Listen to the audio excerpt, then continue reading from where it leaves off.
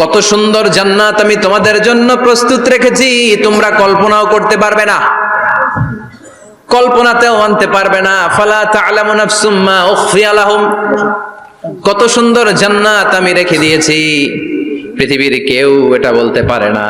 কারোর ধারণার মধ্যে জান্নাতের ধারণা আসতে পারে কত সুন্দর হবে, কল্পনাতীত জান্নাতের সৌন্দর্যটা কোরআনের আলোকে আমরা কিছুটা বোঝানোর চেষ্টা করব, কিন্তু আসলে জান্নাত কত সুন্দর এটা কি না দেখে বোঝা যাবে?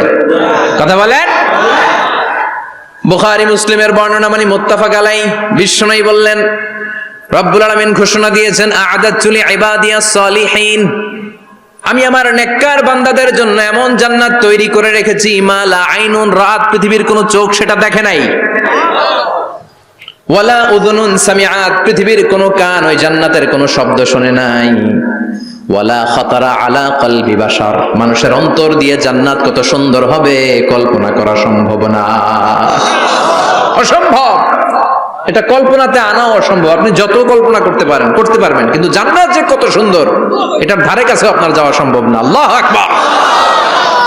এই পৃথিবীতে যত ডিজাইনার আছে, সফটওয়্যার ডিজাইনার, যত ইঞ্জিনিয়ার আছে, যত আর্কিটেক্ট আছে, গোটা বিশ্ব সেরা 1 লক্ষ আর্কিটেকচার, 1 লক্ষ আর্কিটেক্ট ইঞ্জিনিয়ারকে এনে যদি বলা হয় জান্নাতের একটা চেয়ারের ডিজাইন করেন, লক্ষ লক্ষ আর্কিটেক্টরা মিলে কোটি কোটি টাকার প্রজেক্টে টাকা খরচ করে চেয়ারের ডিজাইন করতে পারবে, কিন্তু জান্নাতের চেয়ারের ধারে কাছেও হবে না।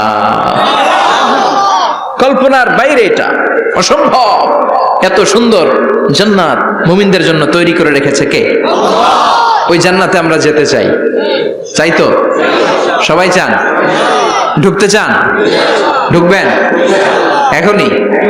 কয় এখনই?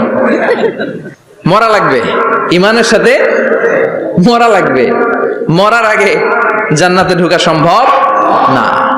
আমরা জান্নাতে ঢুকবো, জান্নাতের ভেতরে আমরা ঢুকতে চাই। শপিং মলে যখন আমরা ঢুকতে চাই কোন দিক দিয়ে ঢোকা লাগে? দরজা দিয়ে না, গেট দিয়ে। তা আমরাও জান্নাতের গেট দিয়েই তো ঢুকবো নাকি? নাকি মিস্টার বিনের মতো ধপাস করে পড়বো উপর থেকে? মিস্টার বিন পড়ে না উপর থেকে?